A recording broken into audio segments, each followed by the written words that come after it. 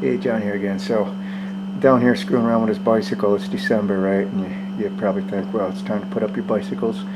Well, I was at a bike shop, a local bike shop called New England Bike Shop, and I was sniffing around for actually a bag, for a storage bag for the back of that rack there, and I came across some tires that I thought were interesting. I'll show you up close in a second. So instead of putting the bicycle up, we're supposed to get snow here soon. Those are studs. Studs, man. This is full. I guess that's the company. They're wicked expensive, I gotta tell you that. But hey, listen, if it puts a smile on your face, and I'm gonna test this bike out in the snow, and I don't even buy studded tires for my car. These are also replaceable. That's why I bought these. Again, they're $160 for a tire, which is outrageous. But if you can replace these studs, I'm gonna see how these things do, and so I'm gonna change them right quick. And I still have an idea on getting a bag there, because these tires were expensive. You think? Yeah, they are. But that bag that I want is it was like $140 for a bag. No way, man. I'm not paying that for a bag. So I got an idea for making a bag for that. But let me put these on here. But these knobbies are huge, man. Huge honkers. Look at them. It's like a car tire. The only thing I don't like is the casing is really flimsy, as opposed to these casings. Oh, in the original tire, they got wire in there, and they're really stiff. So I do like that. So let's put them on and see if see if I can get these balanced, or able to go down the road without shaking too much. Because if you put these fat tires on, I've learned, and they're a little bit shifted when you blow them up, they kind of bobble, and going down the road at 25 miles an hour, you feel it. If you let go of the handlebars, you'll feel it. So there is a way to, you got to get them exactly centered, but I have never messed with this kind of, and these say tubeless ready. I don't know, I'm going to put a tube in it. I don't know if my actual rim can do that. You'd have to get a tire valve, like for a tubeless tire valve, but I'm not going to do that. I'm just going to put the tube in there and try to get these tires on there and see what this studded thing's all about. Yeah. So step one is I got the tire halfway on. I'm just putting this tire valve, Schrader valve back in. So this tube is flat. I've got the tire halfway on one side there, right? And they're saying to inflate this tube a little bit so it's round, smaller than the tire, obviously, and then we'll tuck it in that way. So let's do that.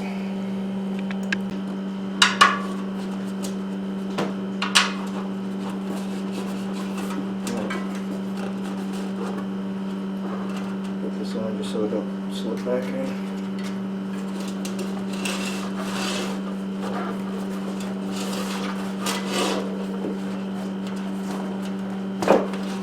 Well, that'll definitely make it easier to identify if there's any kinks. Right? So that's a no-brainer. We'll just pop this sucker on.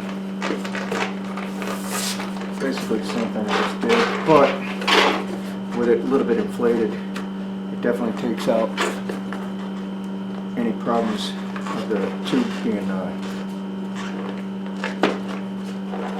squished. So the next step would be, again, I don't know if you can see this, there's a fine line on the casing here, and we have to have this line matched up with this rim all the way around. And if you don't do that, like I said, the tire's going to be like brum, brum, brum, brum. So that's what we have to do now. And I'm going to do this, I'm going to put this back on a bicycle because it's just easier to do it up in the air.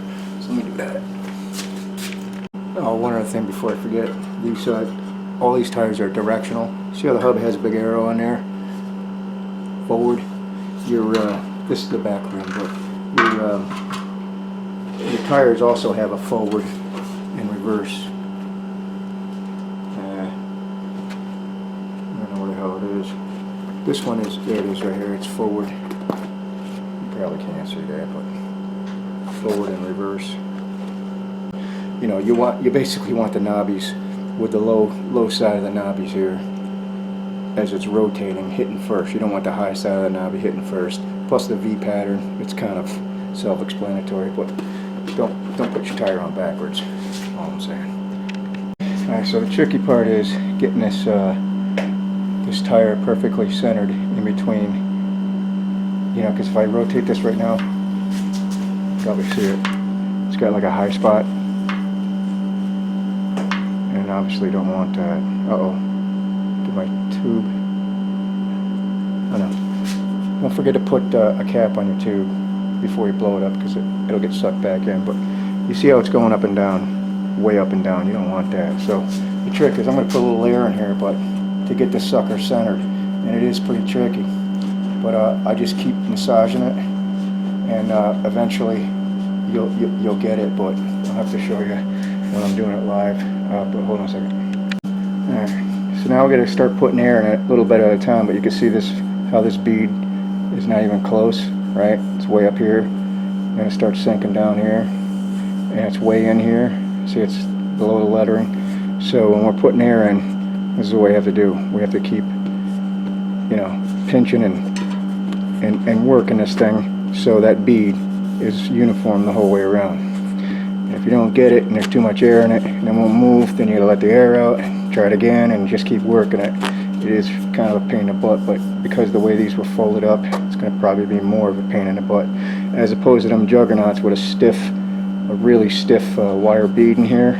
It makes it a little easier, but we'll see what happens. Yeah, so I just put a little more air in it, but this is what I'm talking about. Watch this thing go up and down. So this thing's way off here to rise. So we're just gonna have to keep massaging it. And like I said, you probably can't see, but there's not a lot of air in it. But we're just gonna have to keep,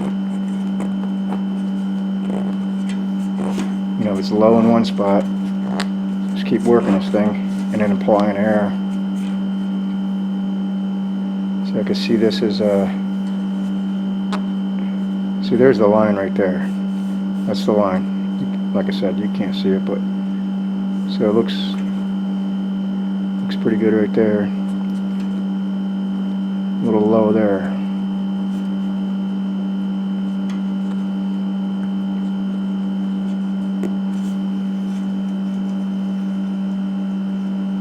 It's better than it was, but so I'm going to add just a little bit more air.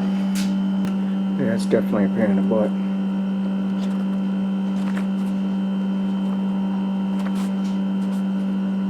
But if you get the correct amount of air in there, you can maneuver it a little bit.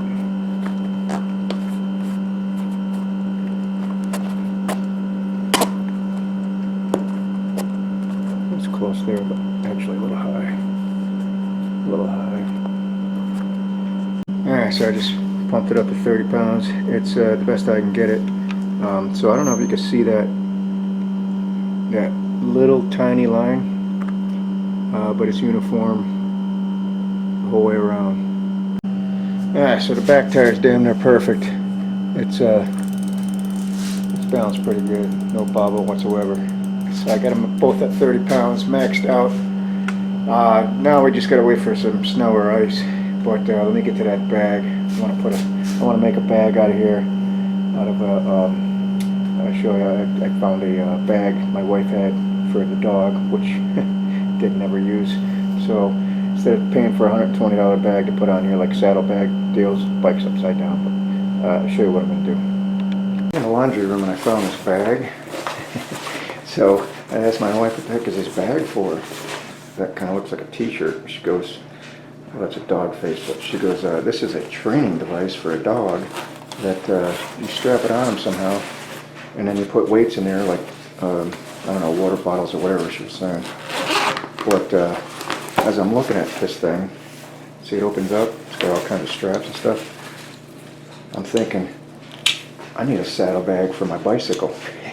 So I'm opening this thing up, and it looks like it's going to fit as a saddlebag, because this is supposed to go on a dog, you know, and you know, depending on your dog size, I could zip this or whatever. But I'm going to modify this and put it on my bicycle rack. I better hurry up and do this before the Mrs. comes home and sees the dirty bike in the house. So this thing is almost, looks like it's made for this bike. So I mocked it up a little bit, so I think I'm gonna, this will fold under, you'll see how it goes when I put it together, but put a couple snaps here, so that'll snap there. And this one, I didn't mark it, but put a couple snaps there. And like I said, I think it's almost made for this, so I gotta cut some of this stuff off.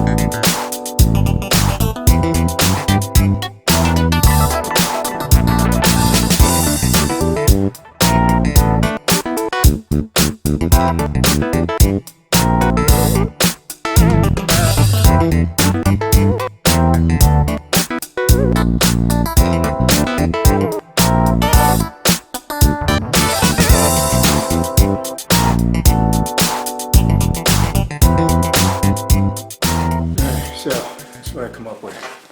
So I got snaps on both sides, right? That's going to grab a bar on that rack, snap them in, and then same thing, forward part here. This is just going to be flopped over. It'll grab an angle. That's why it's at a V there. You'll see when it's on a bike, but I think I'm done. This is pretty simple. Easy peasy. Yeah, let's see here. If this side goes forward. Let's see if we got this right. So just snapping these in. This should do the trick.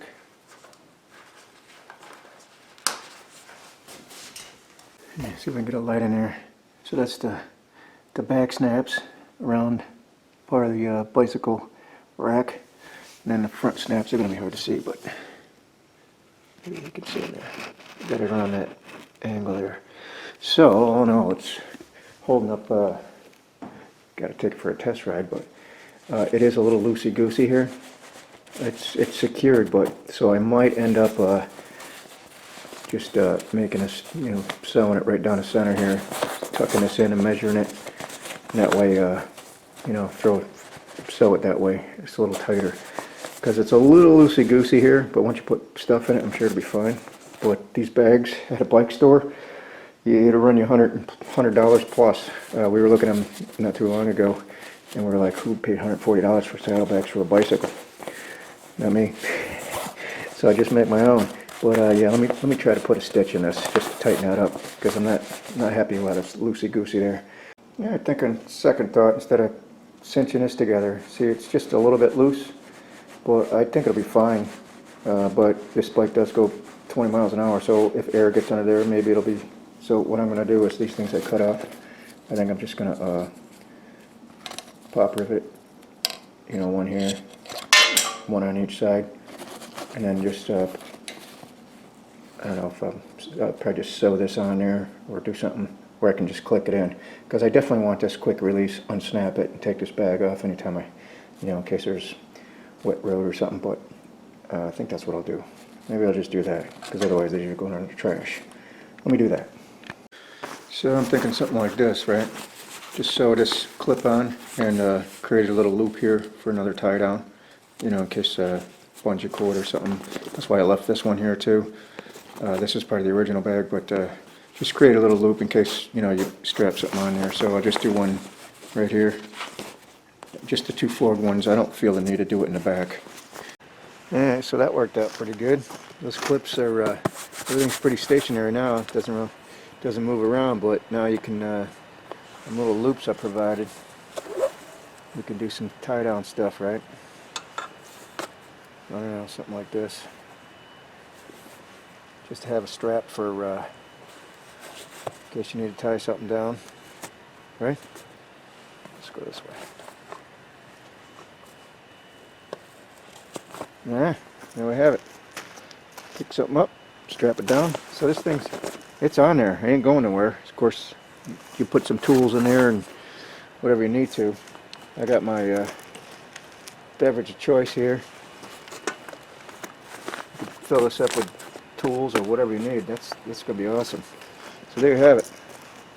One modified doggy carry pack. I don't know what the hell a dog would be carrying, but that bag cost I think 20 bucks. The bag that you get at a bike store is like 120 bucks. So just thought I'd make a quick little video of jury rigging something that's going to work out just fine. Got little secret pockets over here everywhere. Just load her up. That way your backpack ain't as heavy as it needs to be. It just snowed, so just got the bike out here. So I'm just gonna take it down the driveway, see if it works in the snow. There's no ice, but let's see if it works in the snow. Looks like it's digging in pretty good. Let's see what happens here. I'll just take it for a quick spin, and then maybe I'll take it along the Bodie Trail out in the backyard. Let me see if I can get this thing on here. Holy shit outside.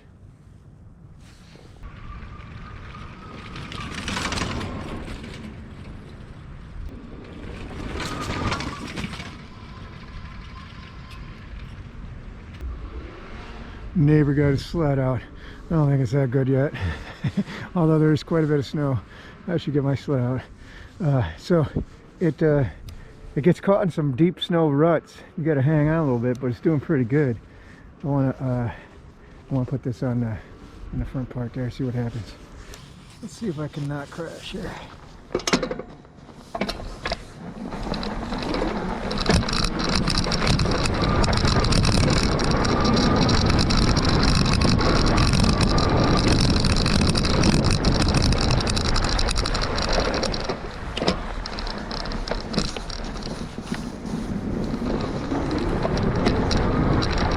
Seems to be biting pretty good. It's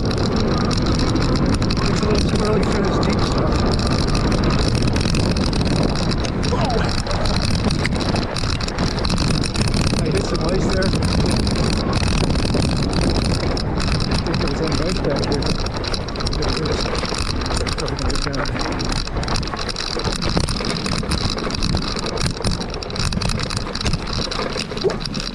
That's some deep stuff.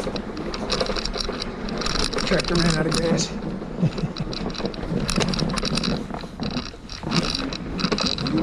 Mini deep stuff.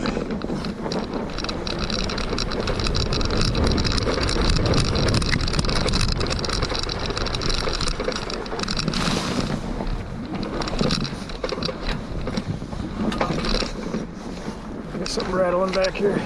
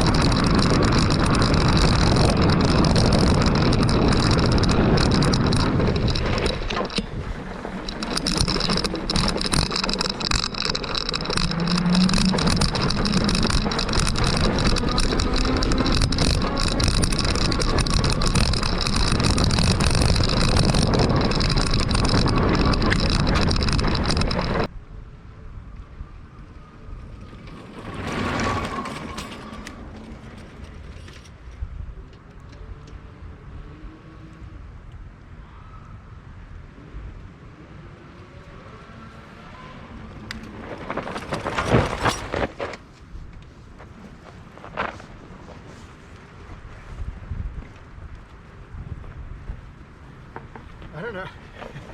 There's a lot of grip in that tire. I mean, can't wait to get it on some ice. A little bit freaking cold out here. Can't wait to get it on some ice. So they did pretty good. You can see it tore up some ground pretty good. I don't know, digs in nice. You can steer nice. I didn't have any problem steering. Well, so as soon as there's some ice around, I'll go check it out on ice. But on this packed snow, they work really good. I can steer, turn, braking's awesome. So if you plan on doing any snow trail riding, I don't know about the deep stuff. I mean, probably not going to be bode well in there, but those knobbies are doing a trick on this, you know, pack down groom stuff after you plow, you know, that kind of thing. I did get into a little bit of deep stuff over here. The tires want to wander because it doesn't know, you know, they're gripping, as you can see in here, they're gripping, but they did wander a little bit, and you know, you got to keep both feet down if you're motoring. Boy, it's like going through sand on a bike, you know. Anyways, so I'm happy with that. Maybe I'll do a follow-up if I get some ice around here, but that's all I got for now. So those things worked out pretty good, and that bag came out pretty good, so I'm happy with that. I think I'll go get my neighbor, give him a run for his money.